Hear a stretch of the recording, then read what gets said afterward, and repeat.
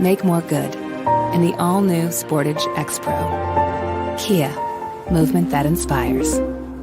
Quaker Steak and Lube is throwing open the garage doors and setting up the umbrellas. It's patio season. Come enjoy great food, drinks, and fun in the sun. There's always something happening at Quaker Steak and Lube, but we're really amping up our event calendars for our favorite time of year. Visit thelube.com to find out what's happening at your local lube this season. Lunch, happy hour, dinner, or late night, indoors or outside, at Quaker Steak and Lube, you'll always find big flavors, friendly faces, and lots of fun.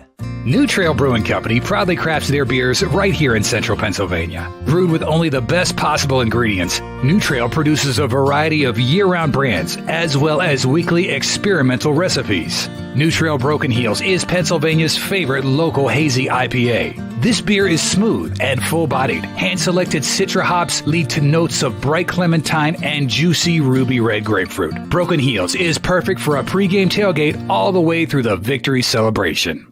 What's the best mid-size pickup? Tacoma. What's the number one mid-size truck in resale value? Tacoma. Want to get great gas mileage, 4 doors, and 4-wheel drive? Tacoma. Sioka Toyota of Williamsport has over 25 available right now. You can lease a brand new, never-driven Toyota Tacoma for just $379 a month. That's 30 months, $3,000 cash or trade, 10,000 miles a year. This is while supplies last. Buy yours or reserve yours today and see the Sioka difference. And remember, tell them Johnny sent you. Hello, everybody. It is the Lion Country Kia Goon and Ironhead show. Chris Bicardani filling in for Ironhead, who is down in NOLA for the national duels. Nittany Lions taking on the Iowa Cyclones in what should be a blockbuster match this evening. Goon, 8 p.m. Check it out at gopsusports.com. Goon can't hear me. Can you hear me now? There you go. And you can hear the Ironhead on the call. Correct. Bringing you all the action from your number one Nittany Lions taking on the, number 5 Cyclones. I don't know. I might be totally off on that. I don't know what the team ranking is for Iowa State. Yeah, they're good, though. They're huge good. Match for them. Yeah. You know, they got some big one-on-ones. Nate Carr Jr.'s little brother there, David, the former national champion, came in 3rd last year. He's their big gun down there. How about Seth Neville's coming off the bench and getting a big dub last night? Beautiful. It's fun. Yeah. Good stuff. Not bad. We'll take it. We'll allow it. Now, what's the Ironhead doing in New Orleans, you think? I won't dare speculate. So they flew down as a team. Yeah. Thank God. Because, we're to the point now where we can fly our athletes around and when they have those big, long trips. So, do you remember these tournaments in years past, or is this something new? No. So Ironhead was explaining to me a little bit that this is something that they're trying to get going for the purposes of, helping raise the profile of the sport around the country. And so that's why it was a big get for them to secure Penn State's participation, because if you know anything about wrestling, but pretty much anywhere in the country now, Cael Sanderson and Penn State. So it's, like we've said before, it's the equivalent of getting Alabama involved in a football game. There's no real wrestling in the South right now. With the SEC getting rid of it, there's the big there. I think that's the reasoning that they hosted down in New Orleans. They're trying to, gin that up. Gives a chance for people who are trying to build high school programs down there to get some connections with it. You grew up as a hockey guy like I did. Yes. Not as a player, but as a fan type of thing. And they were always trying to push the game. And the NHL players and teams were always so responsive to it. But, wrestling is, multiply that by, 10 or 20 of how they want to grow their sport. And it's all hands on deck. When you get a call like a guy like Cael Sanderson, and he's like, absolutely, let's do it. He knows the end game of it. That's the bottom line is that dude gets it. Well, and he really does. Like hockey players in the 90s when they were able to capitalize on – Wayne Gretzky gets traded to L.A., so that's a big story. Mario Lemieux was a big superstar. Yeah, they had the expansion. So you had a lot of key figures in American hockey who understood that it was on them to grow the sport. Yeah. And, that's they took it upon themselves. Yeah, that's the role Cael is playing right now. Yeah, he's the ambassador of it. Yeah. I hope he doesn't get too comfortable with it and then say, I just want to be the ambassador and stop doing this 9 to 5, which we don't want to hear. No, we do not. Hopefully, no. But no, we do not. Just having been around that guy a few times, man, that guy's dynamic as hell. He really, really, really is. Just. Oh, Alan just chimed in. Yes, they are. Iowa State is number 5. You're literally just sitting there and you're talking to the greatest wrestler in the history. It's literally like talking to Wayne Gretzky. Like Cael Sanderson is Wayne Gretzky. He is Michael Jordan of the wrestling world. And the fact that he's here and how he is so approachable and, wants to expand the sport. He has all these young youth camps going around here. It's crazy, man, what he does. And, our other sports aren't doing that. You don't see our football coaches, our baseball coaches, our basketball coaches out doing all these different they don't need to. Events yeah, you're right. They don't need to because they have the money coming in. But Cael has taken it upon himself as the ambassador of the sport. And then I think that's what all wrestlers have, that mindset. Like, we need to grow our sport. Sure. It's a trade-off, cool. Right? You bring in a guy like Cael into your region to help you grow visibility of the sport, especially on the high school level. That also puts him in front of whoever the potential top recruits in your region are going to be. So, yeah, it works out well for all involved. There's a reason why he picked here. There was a pretty good contract involved in this and that, but, he's never been in the Northeast. But I'm pretty sure he was tired of taking plane rides to the Northeast to get kids to come wrestle for him at Iowa State. Yeah, right. There's no doubt about that. He came in, he literally parked his vehicle right in the dead center of the best wrestling in the world. You could honestly say that. You could go around Europe and this and into the Eastern European countries and then the Iraqs and those type of places and say it's more important there, but per capita, it's just wrestling capital of the world. Here is New York, New Jersey, Maryland, Ohio, and Pennsylvania, and that's the hotbed of it. Look at all the rosters in the country. People still don't believe me when I say Iowa's half their rosters from Pennsylvania. And they're like, oh, no, they have all these Pennsylvania. No, they have all these Iowa kids out there. I'm like, no, they don't. Half their starters, probably more, are from the state of Pennsylvania. Yeah, Pennsylvania exports wrestling talent all over the country. Good. That's what you got to do. Now, Cael is a special dude. It's you're either all in. Like, you know the wrestler type that when I was here and you were here. Cael wasn't here when you were here as of yet, right? No. Those dudes were crazy as hell. Like, you remember seeing them at parties and bars, and they were letting it hang, man, just letting it flow. You had crazy football players who would sit there with these little mini-me's next to you, and they're going just as crazy and doing as stupid as crap as you were doing. Yeah, I don't mean this to be offensive to you in any way, but in terms of, like, the crazy level of partying on behalf of athletes, I kind of felt like the football team was like right in the middle. Maybe towards the crazier side, but there were a couple other sports where, those folks were nuts. Lacrosse, the swimming teams were always haywire up here. The men's gymnastics team, gymnastics and teams were nuts when I was here. The icers as well. Those guys could throw down. Hockey players, right? In general, yeah. So those guys take 5-hour energies to drink more. It's very impressive.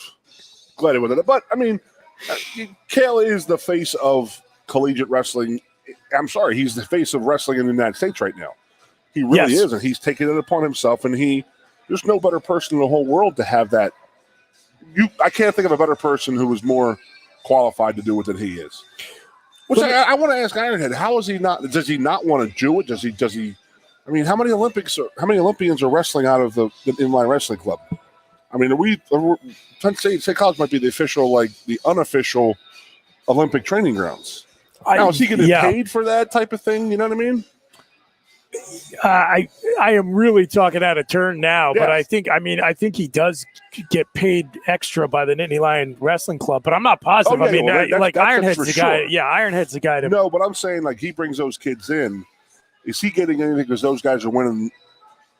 That I have no idea. Of stuff and, I don't know about that at all. This is a dynamic, and I have to explain this to people. There is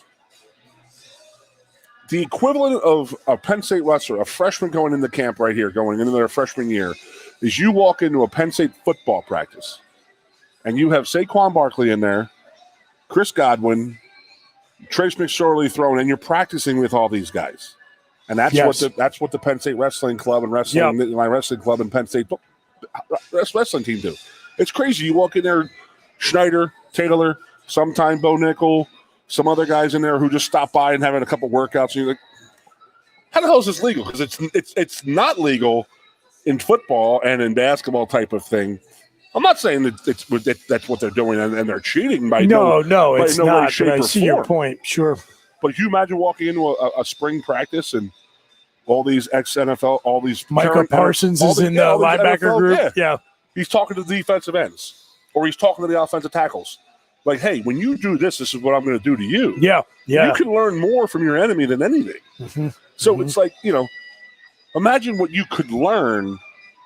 And it's just people like, that's not how it happens. I'm like, yes, it is. That's how it is in the Penn State Wrestling Club. Yeah. It's awesome. It's an amazing thing. Now, they all have it. So it's not like Penn State's like the trendsetter in all this. I mean, Iowa has it. Ohio State has it. Michigan has it. No, but Penn State has the best in class to offer. 6 or 7 guys out of the club won medals last year. So amazing. Oh, how you been otherwise, Booch? How you been otherwise?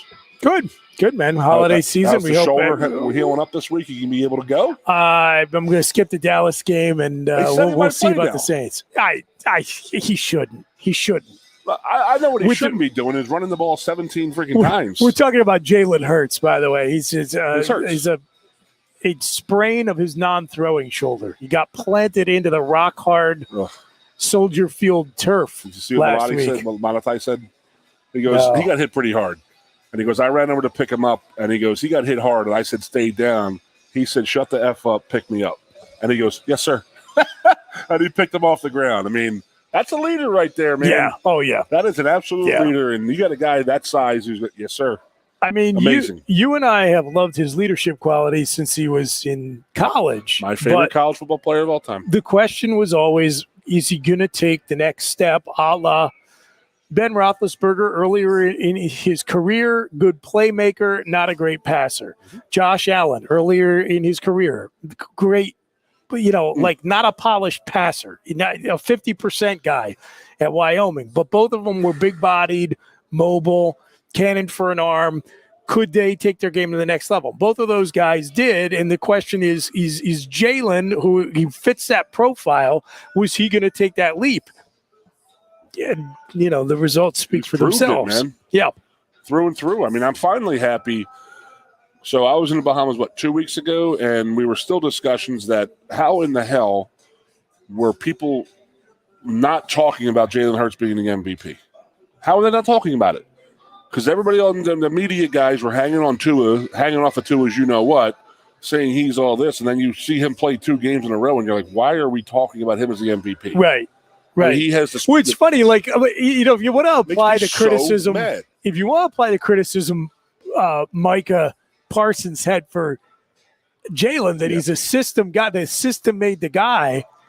I think you can make that argument, and I'm not saying that I think this, but you could make it much more easily for Tua than for Jalen Hurts. And now at this point, it looks like it's going to come down to Jalen or Patrick Mahomes, and there's an established name, and he's having another great season, another ridiculous season has become normal for him, and now it looks like Hurts is going to miss, I think, at least 1, possibly even 2 games. That's what I want to get into. I mean, do you want to go down this road as an Eagles fan like the Colts did 15 years ago when they rested 4 of their stars and they went to the playoffs? No, and they got busted in the first round. No, absolutely not. Got to stay.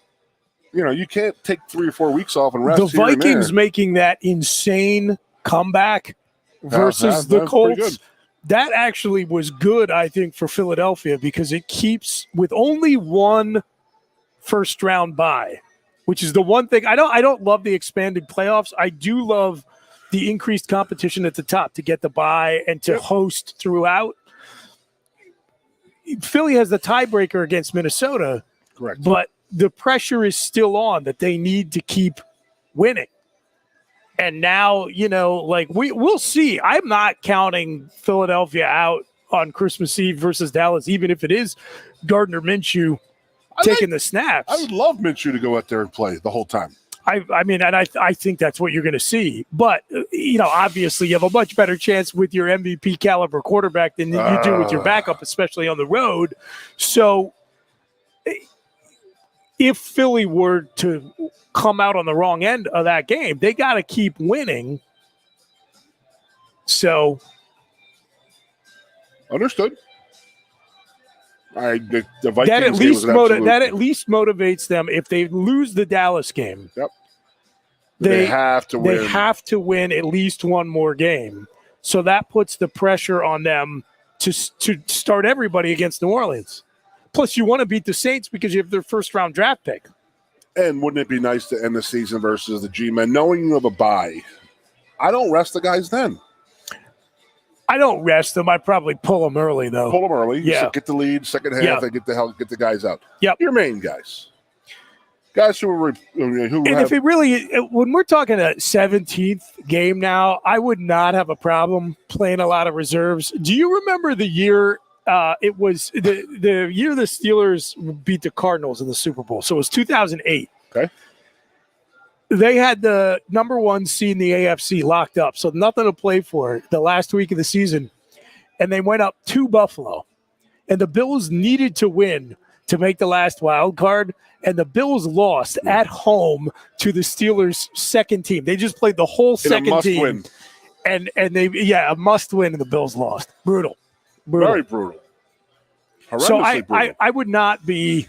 Now I go back to if Philly, even if they go 1-1 over the next 2 weeks, I would not have a problem with you sit most of your guys. My funny thing is that didn't the Giants complain 2 years ago when the Eagles tanked on that in the fourth quarter and cost them the playoffs?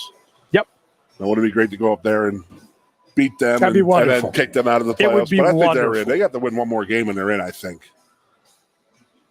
Which is, 3 left. Interesting. I don't know if there are any guys. I watched that Washington Giants game. They're both in the playoffs right now. I don't know if either of them are any good. No, they've got some good players. Both of them, by the way, have an absolute stud on offense from Penn State. Jahan Dotson is unbelievable. Makes plays at the wazoo, bro. Yeah, he is having. I thought he was going to have a great rookie year, and he has looked better than I thought he was going to. At this point, putting some freaking product in the NFL right now, man. Yeah, you talk about Dante Cephas, this kid from Kent State, and some of the other transfer portal wide receivers that we're trying to bring here to Happy Valley. I don't know that it gets too much better than looking at the track record Penn State has right now of putting guys into the pros.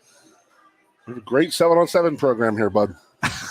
But we are putting I think we're getting a little better in the trenches, too. They are. For sure. There is no doubt in my mind. We'll get back to it. By the way, I was filling in for you last week. Yes. We figured out, because we were talking about Joey Porter opting out of the Rose Bowl. Okay. We were talking about how he is a projected, if everything goes as planned, first-round pick. Do you know he would be the first defensive back from Penn State drafted in the first round? I can 100% see that. And technically, depending on how you want to classify Brian Scott, he would be the first cornerback to go higher than the third round. I can totally see that. So the Penn State defensive backs who have been drafted in the second round, there are many of them.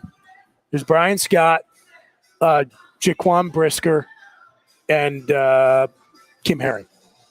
In the second round? Yeah. Because you had Zamitis, Calvin Lowry. Those guys were drafted. They were drafted later. Yeah, they're much later. Yep.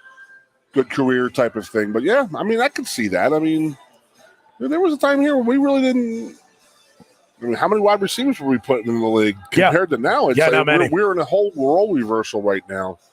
Now, you're right. We are getting better with the beef up front on both sides of the ball. Even when you say that, we have guys that are starting offensive linemen. How many in the league? It's more so than 10, 12 years ago. It's more so than when at the end of Joe's career. Absolutely. There was Warnberger, Shipley, and Levi Brown. And then Wiz were the four horses that went from my era that I was coaching here. Yep. Levi, AQ, Ornberger, and then other guys had shots, but nobody really stuck. Correct. You got Donovan Smith in there. You get Connor McGovern. Ryan Bates. You got the kid Freeze at right tackle for the Colts. Mm-hmm. And you got a starting 5 right there. We haven't had that in a long time. Even like when we left and got done, there really wasn't. They weren't popping out. No. Offensive In fact, linemen, you predominantly guys, D linemen. You guys kind of marked the line of demarcation where Penn State's pipeline at offensive linemen to the pros just like dropped off a cliff. But to your point, then Larry Johnson comes in and we're like sending a defensive lineman per year for a decade. And a linebacker, a Larry Johnson defensive lineman and a Ron Vanderlinden linebacker practically every year. Yeah. And the only time we didn't send guys at those positions is if you had a big glut of underclassmen, so there was nobody eligible. Crazy, man. Yeah, I mean, I got back. I mean, it was – and then, obviously the quarterback was a major league issue here because Kerry was the last quarterback for a long time. Yeah. Yeah, I mean, that's actually Kerry was actually the first quarterback in a long time. Yes. Blackledge and then Kerry, right? I mean, there was really no one. Tony Sackett. Tony Sackett was a second rounder. Yes, very highly drafted, but never lived up to that potential. No. He was, I'd say, Hackenberg type career. Yeah. Second round guy, never really started. Absolutely. That is the analogy for sure. And then, by the way, speaking of Tony Sackett, did you see his kid? I showed you those pictures. Yes. 6'4", safety, won the state title for St. Joe's Prep. He's like a sophomore. Yeah. Enormous. Crazy. So it's amazing. But there's a kid you got to get. So following Dad's footsteps. Playing the other side, though. Not being a quarterback. So. Yeah, well, that's all right. It's the better side of the ball anyway. So, I mean, what we've done here professionally has been outstanding. We have been producing a lot of NFL guys, and that's what guys want. I mean, you know how that works. It's just going to number 5 and number 6 in the NFL. Number 4, number 5 in the NFL in rushing right now. Saquon Barkley, Miles Sanders. Well, that wasn't an issue this week, but they decided not to give the ball to Miles. Yeah. There was no run game. Let's run our MVP quarterback around here, and against that horrible defense. But we're not going to let our running backs play. And then we're handing the ball off to Kez Watkins. Like, what are you doing here? What are we doing? It has become a running joke over the years. Bear weather and the idea that Monsters of the Midway, they play tough in December. I'll tell you what, though, I think there was something to it on Sunday. I know the Northeast is not exactly the Bahamas. Yeah. But I think even our guys were a little bit like, what the hell is going on with this? Meanwhile, you've got guys who have had plenty of Chicago winters. Okay, I think it factored ask you in. This question. Yep. Were you as mad as me when all week the NFL just talked up Buffalo, this cold, how cold it's going to be? And I remember going out there and they're showing pictures of the 8 inches of snow earlier in the day and all that stuff. Right. And then the guys come on. Michael Robinson looks like he's in like Mongolia. And then what's his name? RG3 was out at Monday Night Football last year. He had a Mongolian freaking hat on. I'm like, yo, guys. Now, I will say it. Green Bay looked cold last night. Buffalo did not look cold Saturday. It didn't. No, I agree. Like, did you see what the telltale? You saw no breath coming out. That's a good point. You did not. That is a good until point. It started snowing. But then it came down to Helen. When it started coming down in the fourth quarter. But they were talking about it all game like it was going to be the coldest game in the history. And it was like, these guys aren't even like, they're not even like, there's no hot breath coming out of their bodies. They aren't steaming. And last night you watched that game, it was cold. Have you seen the weather report for Pittsburgh on New Year's Eve? Oh, Jesus, no. 5 degrees. Oh, my God. So Night game. My wife is from a small town up on the New York border, about 15 minutes below Jamestown, New York. Yeah. Okay, so up in the cold, dude. So Friday they're expecting the somewhere the high on like Thursday or Friday is like almost close to 40. And then by Saturday night the real feel is minus 18. And I'm like, where the hell am I going? Like amazing. What do you do? Like, it's almost too cold to even put your beer outside. That's where we would keep our beer and just go outside and grab a beer. And you're going to freeze. I got to warm my beers up. Where am I going, Booch? Where am I going? It's going to be a cold-ass weekend up here, dude. Yeah. So I've been telling people, like, remember how much we enjoyed that Indian summer when it came to tailgates this year? Yeah.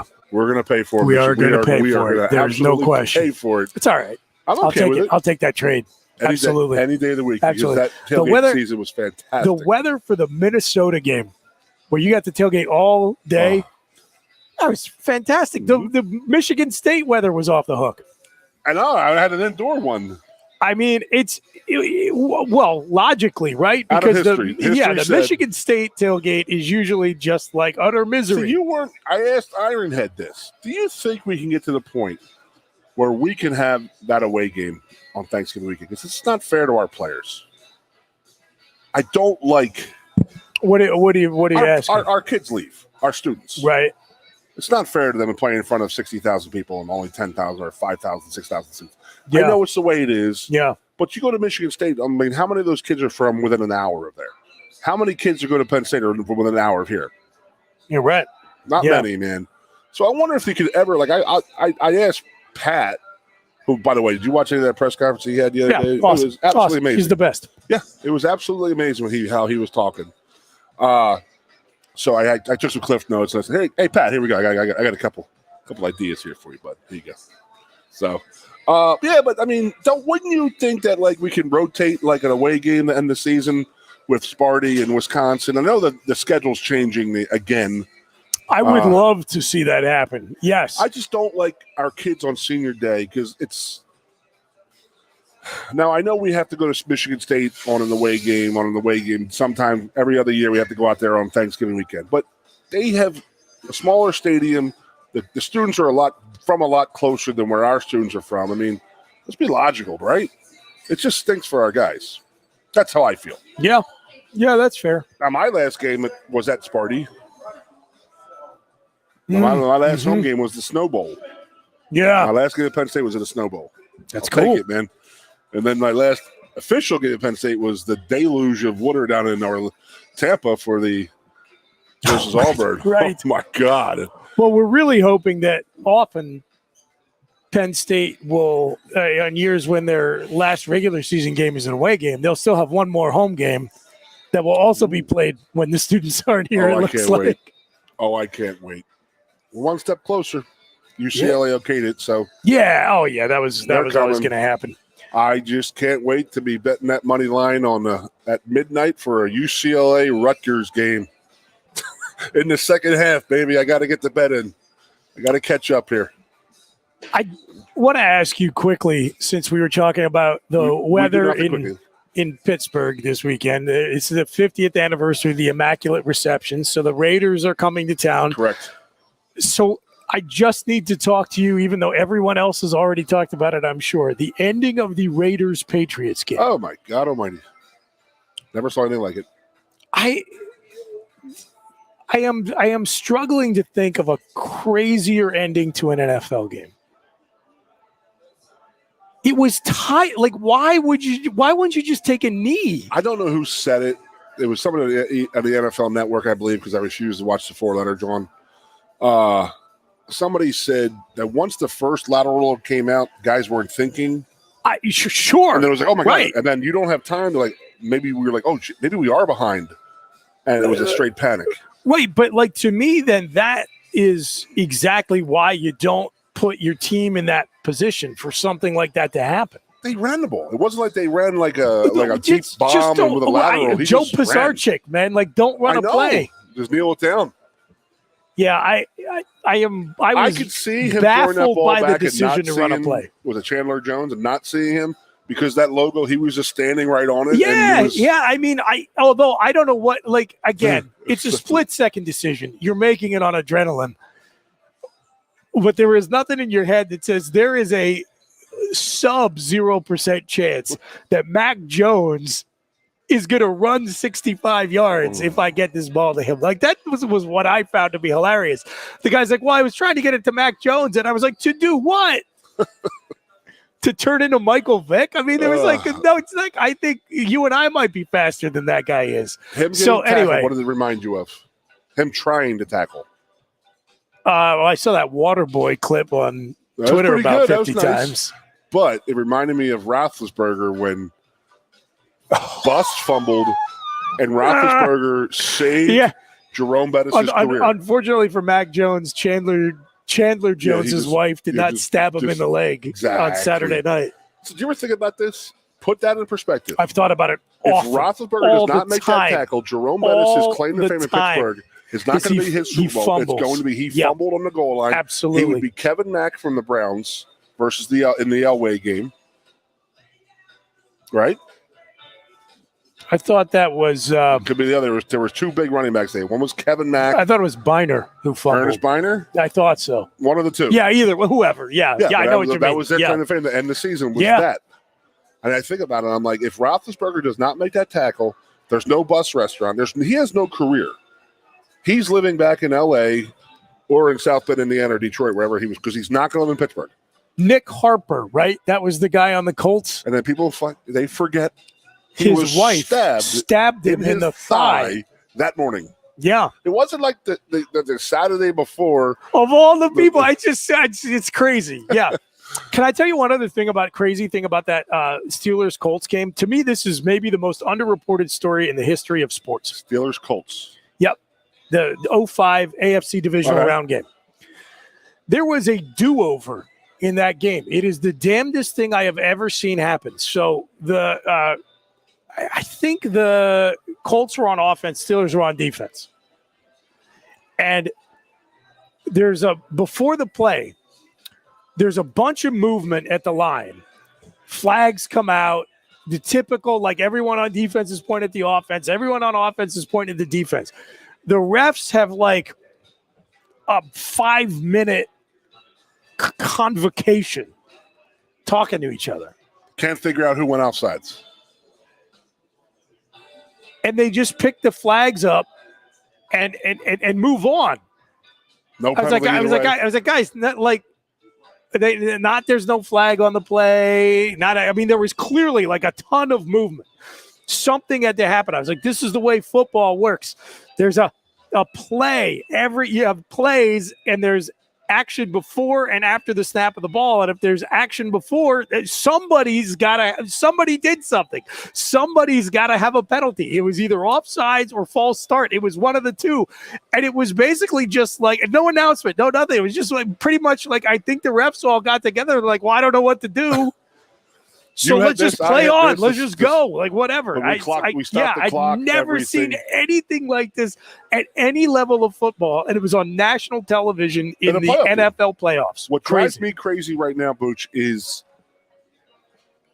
it's referees' fear late in the fourth quarter to make calls. Like that Giants-Redskins game to end the game the other night, that was embarrassing. The pass interference that are uncalled. McLaren going to the referee. You can actually hear him say, "Am I good?" And the referee says, "You're good." Yeah. And then he throws the flag on him. It's like, come on, man. It's some shady going on. There's some shady going on. I think you're with me, right? That officials should have to talk to the media after games. They're put in this little pod. Until they're full-time referees. Well, that's the other half of it. Make them full-time. It's crazy that they're not. It's crazy. Everybody else is held accountable. It's crazy. Like it's T-ball or something. Like that's like their second job. It's a multi-billion-dollar industry. They're CEOs during the week, and then on the weekend they just referee. It's insane. It's insane. Those guys should be training physically and in their job in the off season, and then they should have to answer questions. They should be in the hockey league program. Yes. They had hockey league preseason practices. No, that's hard, man. These are the best athletes on the planet, and you got to keep up with them and make split-second real-time decisions. Yes. Yeah, it's a hard job. I'm not saying it's not. Between a referee trying to involve himself in the games by making every call, but if you play the game like that, that's just where I have issues. You can't change your calling as the game gets older. You can't do it. You got to call the same. You got to call. If you call in the first quarter, the players are going to learn. Okay, I know what we can get away with now. Yeah. Okay, like pitchers. It's like a strike zone. They strike zone. Right off the gate. But then the problem with players is when that pitching's that when that strike zone starts getting a little moving around and stuff like that, and they're like, okay, you need to stay on. There's a second inning strike zone and a ninth inning strike zone. You can't have that. It's just like you're watching these football games. So let me ask you about this. Let me ask you this. Generally, I agree with you. I get what you're saying. You've heard the expression in a hockey game, "Oh, you can't call that late in the third period." They swallow their. But I mean, I think that's good, right? I don't want officiating in the last few minutes of a tightly fought game. Are you with me on that? Yeah, but if you're going to call those plays during the game and then you're afraid to call it in the fourth quarter, if you watch the Super Bowl last year, this is a forgotten part about that Super Bowl last year is they let them play for 3.5 quarters. Then, and then for some reason, and then like a flag on every just started play. Calling it everything. was crazy. And you can't do that to players. The players can't. They have to have a feel. Yeah, you have to give the players the feel right off the get of how they're going to call. Like we're saying, the easiest way to explain it is a strike zone. You call that a strike or a ball in the first and second inning. You better sure as hell be calling that in the 8th, 9th, and the extra innings. You can't pick and choose when that's a strike now. That's when you see Kyle Schwarber swearing up and down MF-ing umpires and stuff like that. Yeah. So you watch like last night. If it was a physical game and they weren't calling stuff, then you can get away with as much as you can. That's just the nature of the game.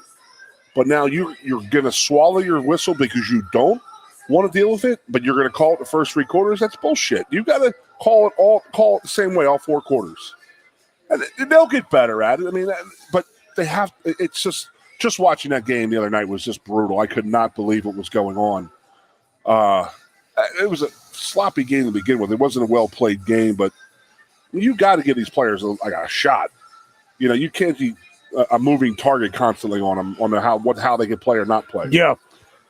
So. Off the podium a little bit now. How's your bowl season going? Do any bowl picks? You doing anything like that? Not this year. I've barely even gotten to watch. I got to watch the games on Saturday, so I watched almost all of the HBCU championship. That was a really entertaining game. That was a really good game. Feel bad for the kid who dropped the pass at the end. That's rough. But I love, did you see the clip of Dion talking to him afterwards? I mean, that's right. Like they had Jackson State had so many chances to win that game. Clearly a little distracted with everything going on there. I can see that. Yeah. Now, what do you think about him going to Colorado? You haven't had a chance to sound off on this yet? My opinion has always been that I've always thought that he's always going to follow the money and this and that, but you can't say no to $3 to $5 million versus your $350,000 contract. Now, I get it. Every coach does it. Don't sit there and think I'm saying, well, these coaches do it and no one says anything. They all do it. So I have no problem with him moving. But the fact that he said for 2 years that he wasn't going to do it, and then the first opportunity he goes, which is fine. It is what it is. That's a 10-time bump in pay, salary, all this and all that. How he went up to the Colorado kids and said, I'm bringing my own luggage. You all need to get in the transfer portal. That's bullshit. It's not those kids' fault. I didn't think you would like that. I didn't like that at all. I mean, you got to give these kids an honest-to-God shot. I mean, he's telling these kids, get in the portal because I'm bringing my own players, and that's fine. You can do that, but at least let me fight for my job. Yeah. At least give me a shot. Just don't walk in there and say, get in the portal because you're done. Now, what he's doing is unbelievable. He's going to change the game. I mean, the game is out of its mind right now. Yes. I'm done with it. I can't even fathom. Like it's literally pay for play right now, and the onus has now been passed off to the fan. That if you want players, so then I have a question: why are we paying these coaches $10 million a year now? Imagine if Jeff Lurie started asking for money, like you know what I mean? That's how I feel about it. I mean, you got guys making $5 to $10 million and sitting there saying, "Well, I need you need to pony up all this money so I can pay players to get them to come here if you want to win national." Okay, then what are you giving? What are you taking if we're doing the recruiting for you now? Now, I'm honest to God. I'm not being a jerk off. I'm not being the sour old fart that 99% of the time I am. But you're going to tell a guy who's going to sit there and say, you could say James, you could say Nick Saban, you could say Harbaugh, all these guys. They're going to sit there and they're going to. We need, like Ryan Day said, he needs $13 to $15 million to keep this team that he has together. Okay, Now you're asking your supporters and your alumni to give that $13 million to keep your team together.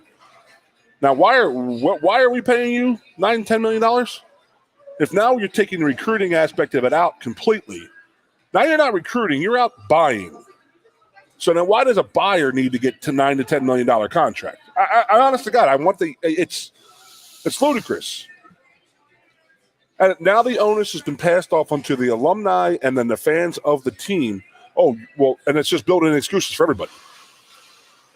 Now, I mean, I have to preface for the 1 millionth time, I want every player to get every actual possible dollar they can possibly get.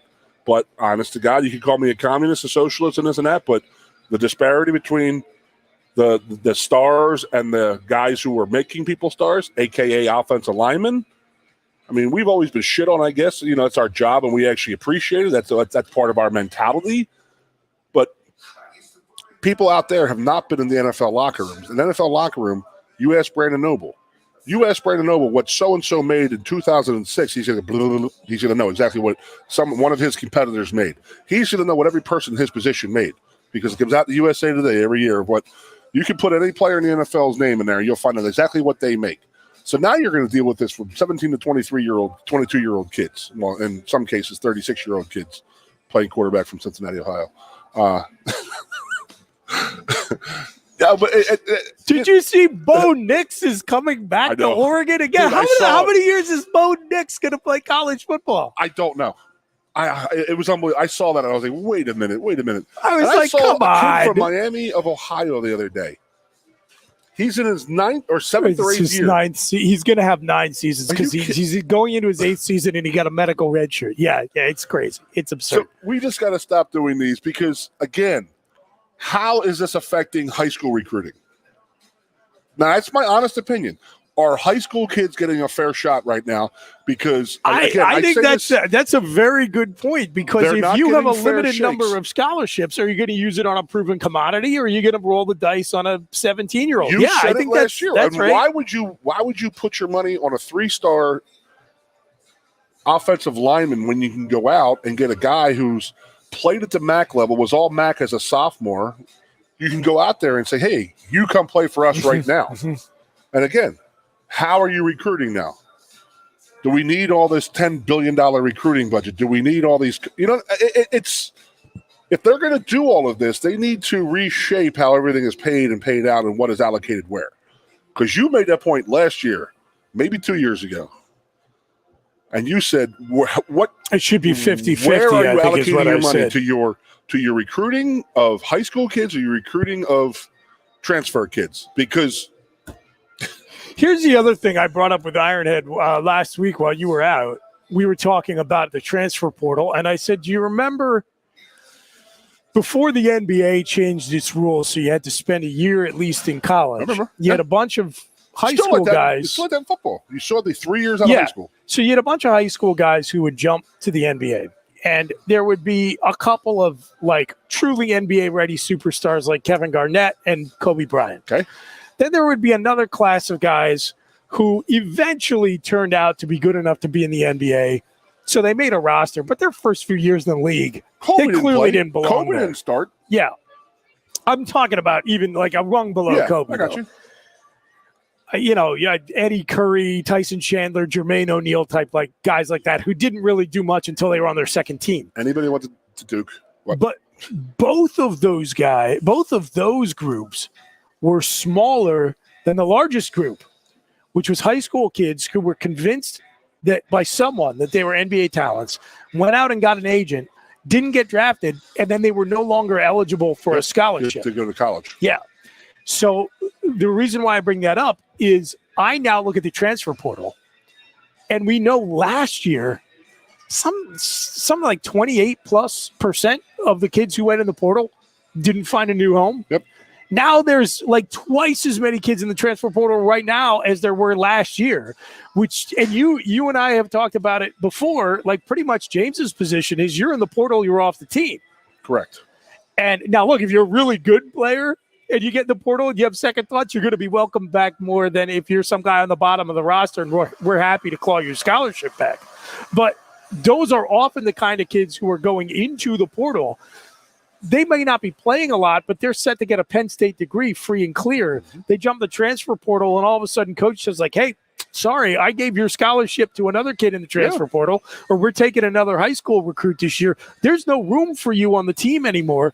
Nobody else picks that player up, or like the only place he can find to go play is down 2 levels where he's going to have to finance his own education. Jesus. Like it's not a good situation. And I just wonder, at least when you're talking about a kid who's in the late 90s, early 2000s, considering jumping from high school to the NBA draft, right? He's getting advice. It might not be good advice, but at least there is a mechanism in place for him to get advice. There's over 1,000 kids in the transfer portal. No one's advising them on what might happen if they don't find a new home. I don't know what the solution is, but it just sucks. And I feel like we're not going to hear a lot of stories about the players who go in the transfer portal and don't find another Division I scholarship. And if they don't go to Division I, odds are they're not getting a full ride anywhere. They're not going to like NFL Europe and going to like. And I don't know if anyone is saying like, "Hey, wait, stop. Do you want to finish your college education? If you do you have the means to pay if you're not getting full freight?" I don't know. And again, like to my point about clearing space scholarships on the bottom of the roster, I guarantee you, coaches don't want to have those conversations because they're kind of like, you want to go test the transfer portal, might not be so bad. My transfer portal. You're here a couple years. We needed to fill out our recruiting class 3 years ago. You haven't worked out. They want to get that scholarship back on the books. Well, if now you're paying players, now you have the ability to kick them out. Yeah, but see, are you signing bonding contracts? I mean, because you're not paying the player. Well, this is why there's no control. School's not paying the player. How stupid ass this idea is. Now, I go back and I say the NIL is not the NIL, the transfer portal. Okay, I have 2 theories on it. It is a wonderful thing for quarterbacks. Right. I completely get it. I get it. There's only one quarterback on the field at a time. Like the new Pitt Panther, Christian Bayer. You know what I mean? There's a guy right there who the writing is on the wall. They're not going to sit there and put Aller and say, hey, we're going to platoon the 2 of you. No, I mean, Christian was not going to play here in all likelihood. Exactly. The day he walked in here and saw Aller play, and he was like, oh, Jesus, I'm never going to beat this kid out. I get it.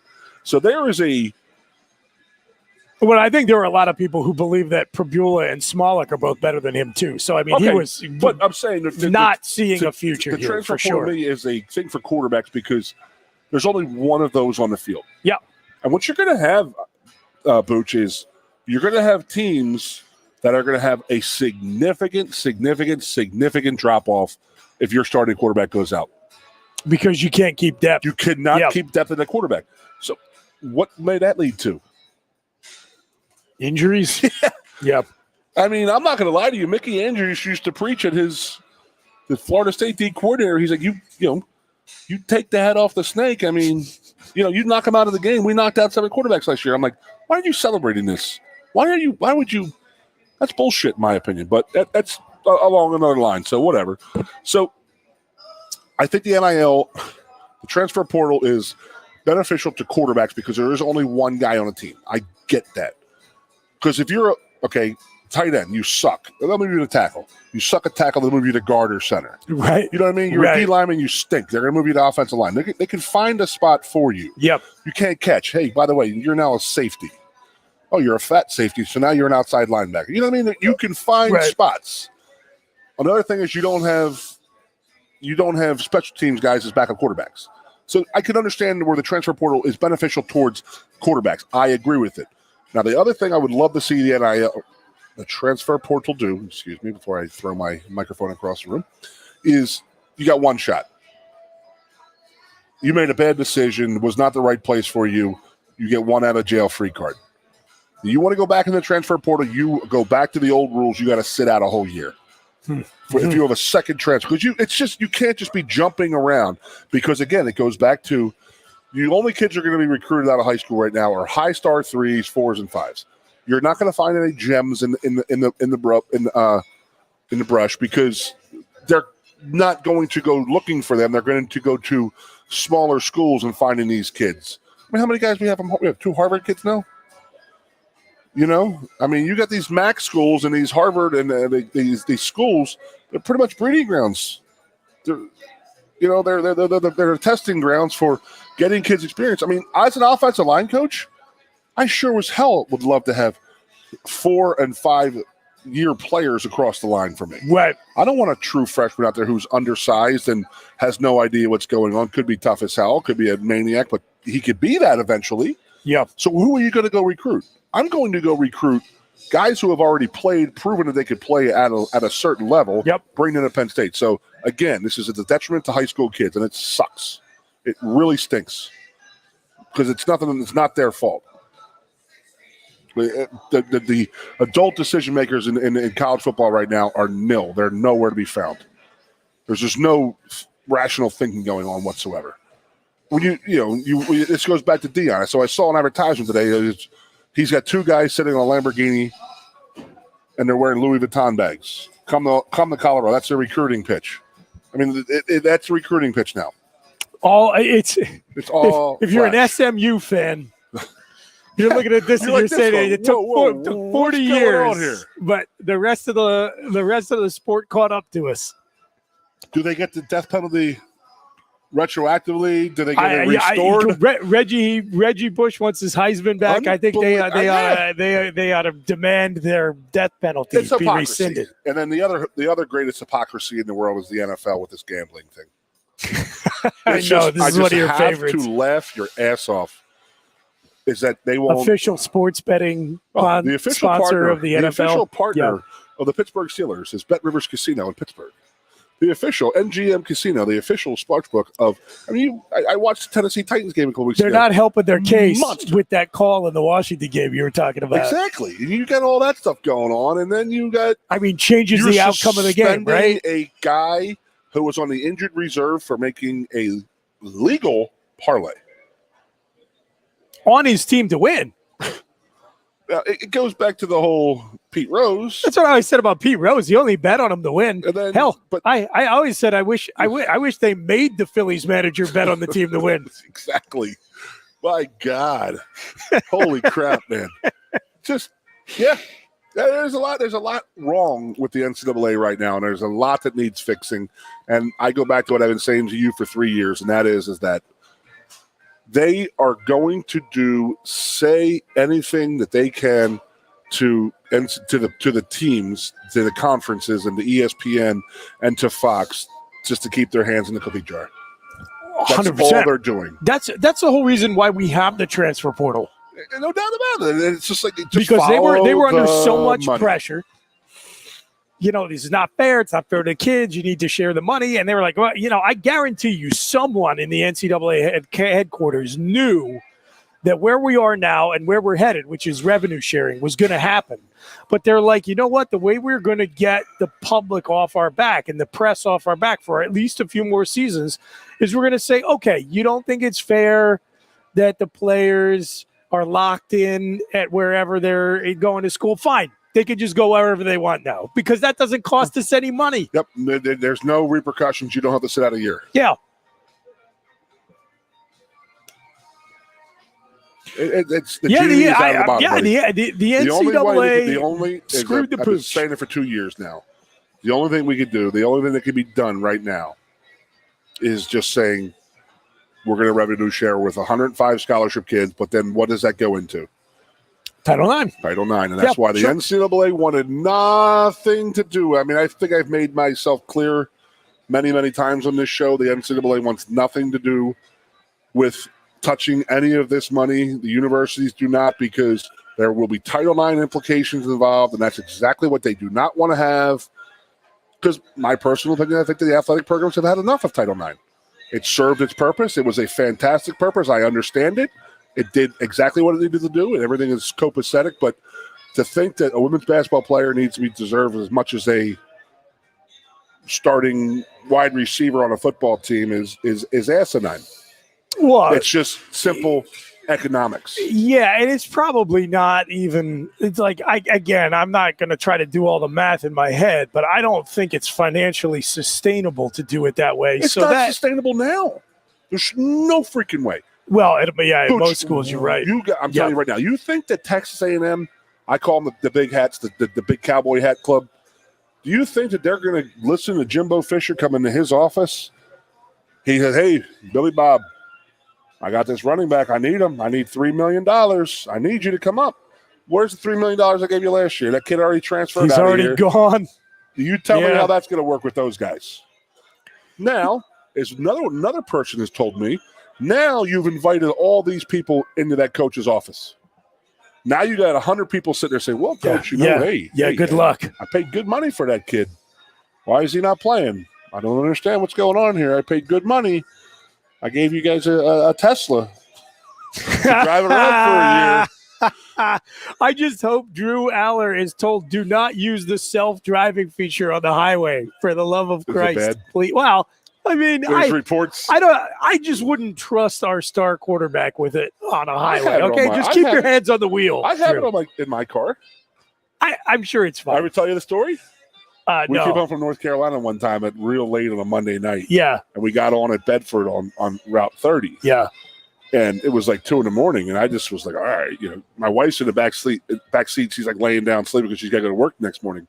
We left as late as we could to get another full day at the beach. Next thing you knew, you were in Ithaca. No, I put it on. I put the cruise control on, and I put the automatic drive. And it just follows. It follows the lines. Yeah, yeah. The problem is that when it sees a car or a truck, like seriously 100 yards away, it automatically slows you up. Oh yeah, and you're just like, come on, man. But late at night, is somebody going to do I just drove on the highway. I mean, I'm telling you, I didn't touch the brake. Yeah, I went 85 miles an hour in the left lane like this. I didn't touch the wheel one freaking time. Is somebody going to do the Roadrunner and Wile E. Coyote thing where they draw the lines off the side of the road and they just start running the robot cars off the road? If you're in the right lane and there's a left exit, I've been testing this thing. Yeah, it'll start bowing to the right and then it kicks back to the left, and it's like that's a little weird. And then it gets real fishy trying to pass somebody because it's like, I want to pass the truck.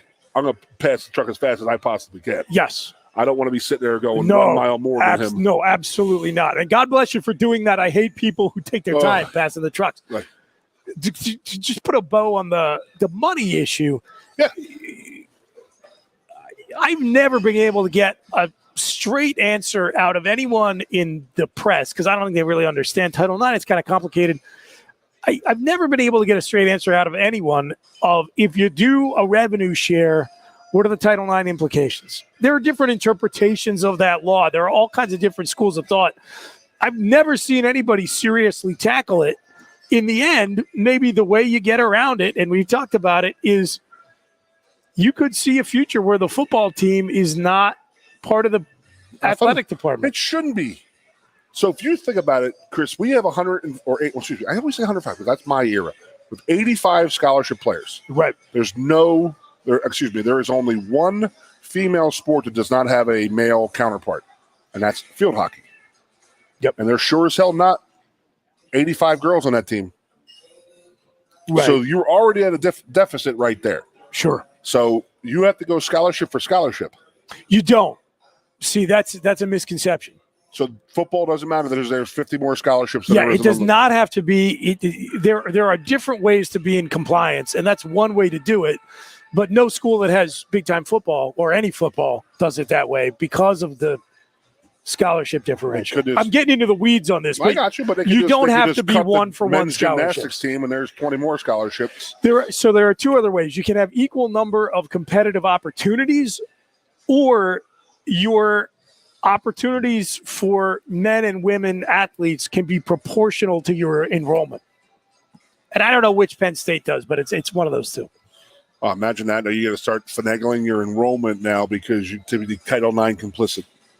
It's never come up for anybody. I understand Title IX. I get Title IX. It has outlived it's outlived what it's worth, in my opinion. I mean, you're talking about billions and billions of dollars, and now you are literally funneling players money right now. And it's done, dude. It's done.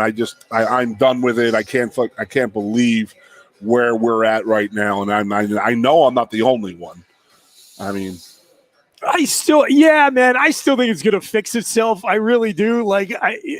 It's going to take a while, though. Like I said at the beginning of this season, we've still probably got 4 or 5 years of just wandering around in the wilderness. My buddy Kehoe's kid, Jimmy, out of Michigan, he went to college at the exact right time. He's getting a certain amount of money and this and that. And you know what? I heard this the other night. Somebody made an argument that a lot of football players come from unsupportive backgrounds financially. Yeah. That's what Pell Grants are for. But they had an issue. That problem was solved. That equaled you up pretty much. It actually put you ahead because I was never a Pell Grant kid. I was always pissed off that I wasn't. I'm being serious. I mean, I can honestly talk to you and talk to the listeners. I mean, when the guys used to get Pell Grants, and I understand it. I know why they get it. No, but you're a broke college kid, and you see some of your teammates with cash in their hands, and you don't have it. Yeah, I get it. I get it. They're getting checks for $2,000 or $3,000, and you're sitting there, and I'm like, my father couldn't afford to give me $200 a semester. Right. And then there's discrepancy right there. So you're going to say, my scholarship's the same as that person's, but he's getting this much money. I understand that there is a different economic background on this and that. I get it. Well, and you guys did not enjoy the benefit of cost of attendance stipends, which we have now. That's another thing. These guys make big dollars right now. I think it's about $5,000 a semester. Is that right? GPA is actually pretty good. They actually get more bonuses. Yep. I mean, not that I ever had to worry about that. I mean, I would just take that as a negative. That's a write-off for me. But no, but I mean, there was. I mean, people talk about this is the only time that players could ever have gotten money, and that's complete bullshit. It's total bullshit because fair point. There were places. I mean, Miami sort of screwed it up by getting Pell Grants for people's dogs and their cats, and just make up names, and these guys were collecting. It was a Pell Grant scam. Yeah, I mean, can't leave good enough alone. So, I mean, granted, I want these kids to get paid. You know that. Absolutely. Yeah. I mean, I'm not sitting here as Mr. Sour Grapes because people will call me that, and I am not. I want these kids getting paid because I believe what we did here at Penn State when I was here. I mean, there's no doubt in my opinion that there was money being made. You and I have pretty much the ultimate moral high ground. There are some people who love to posture out there and get up on their high horse. There's a certain group of people online, whenever you dare so much as raise any questions about the way NIL is being administered and its future, they're immediately like, oh, you hate players. You don't want players to get paid. You just hate that players are getting paid. You can say the racist too, because you'll definitely be considered that too. Oh, absolutely. And you know what my response is? Have you cut any NIL checks? Because I have. So until you have actually we have. Yeah. So until you've actually cut an NIL check, don't come to tell me what my opinion of whether or not it's good or not is. So, yeah. To that point, do we have a problem with the idea behind it, the general idea? No. Do I think it's maybe not great for the sport? That, I go back to, even though I don't like Pitt football, I don't think it's good for the sport that they had a Bolitnikoff winner who just got bought and rented for a season by USC. That sucks. Yeah, horrible. Threw their whole program with tizzy. That's bad for the sport. Because if you're a Pitt fan, get bigger. You look at it and you say, all right, anytime we get a player of that caliber, all we're doing is we're like the Pittsburgh Pirates now. You're the Kansas City Royals. You're farming system for the New York Yankees. You're grooming Roger Maris to go to the New York Yankees. And I'm not saying that Jordan Addison shouldn't be able to make what he's worth. Correct. I am saying that it would be better for the long-term health of the sport if, number one, you could go more than 5 or 6 places and make what you're worth. Yep. And if we are just going to get to the point where there's a class of college athlete who's going to be worth into the 7 figures, then we need to stop pretending that San Jose State and USC are playing in the same league. UTSA, I saw somebody from UTSA had a tweet today and says, you could not believe the amount of tampering that's going on with their team right now. Yeah, that was their head coach. It's ridiculous. Yep. And I completely agree. Like, you're not recruiting. You're literally just out pilfering programs. Oh, we need to get a center. Let's go around the country and call this kid. Anybody know so-and-so? Which is, and that's happened historically throughout the history of college football. They keep winnowing down the number of teams who are in the top tier, like what we call FBS now. You and I still probably every once in a while call it Division 1A. 1AA. Right? So there was Division 1. Then they had to make that smaller, so they made it Division 1A. Well, we knew it was all bullshit then when they had playoffs, and we didn't.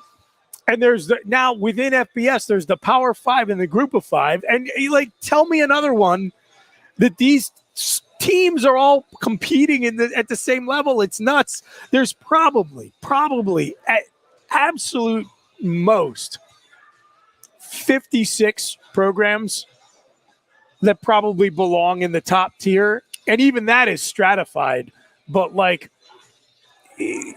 maybe all of the quote-unquote Group of 5 schools belong in that one class together. Probably not even that many. It'll be the same top 25. There'll be the 15 teams. So there'll be 40 teams who have the ability to win. That's probably the number. And probably of those 40, after everything's said and done, there's 12 that can win national titles. Which stinks because I don't know. One of the things I always kind of liked about college football was you still had a chance to see like a BYU or a Cincinnati TCU. Or TCU, Navy, Army, Navy, the service academies. All right, we got to get out of here. This is your last show, man. It is probably. I don't know. I might end up filling in sometime next week. I don't know. We'll see. No Tuesday show. Yeah, no Tuesday show. Ironhead and Goon will be remote on Thursday. Assuming Ironhead gets back from the big easy and he doesn't end up in the drunk tank down there. So I don't know. We'll see. He's got some beignets all over his face. He's got powder all over his face. Absolutely. He might need to take a nap after all that Cajun food. But if I don't see everybody, I hope you all have a wonderful Merry Christmas, happy holidays. Yes, holiday season. I hope Penn State wins the Rose Bowl. I hope the Eagles beat the Cowboys with Gardner Minshew paying tribute to the Pirate. God rest his soul on New Year's Eve. And the Lion Country Kia Goon and Ironhead show will be back at 3 p.m. on Thursday. Come to Quaker Steak and Lube. Nope. Enjoy the wings. What else do I got? I think that's it. Buffet night. Oh, yeah, 8 o'clock tonight. Go PSUsports.com. You can hear the Ironhead calling number 1 Penn State versus number 5 Iowa State in wrestling. Enjoy, everybody. Be good. Be safe. Go Birds.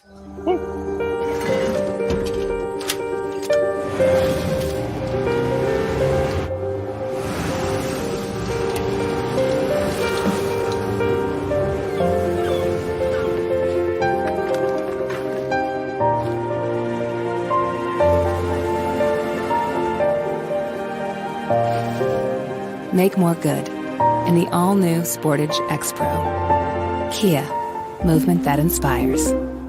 Quaker Steak and Lube is throwing open the garage doors and setting up the umbrellas. It's patio season. Come enjoy great food, drinks, and fun in the sun. There's always something happening at Quaker Steak and Lube, but we're really amping up our event calendars for our favorite time of year.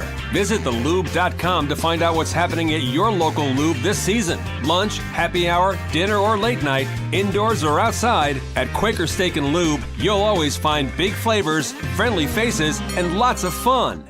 New Trail Brewing Company proudly crafts their beers right here in central Pennsylvania. Brewed with only the best possible ingredients, New Trail produces a variety of year-round brands as well as weekly experimental recipes. New Trail Broken Heels is Pennsylvania's favorite local hazy IPA. This beer is smooth and full-bodied. Hand-selected Citra hops lead to notes of bright clementine and juicy ruby red grapefruit. Broken Heels is perfect for a pregame tailgate all the way through the victory celebration.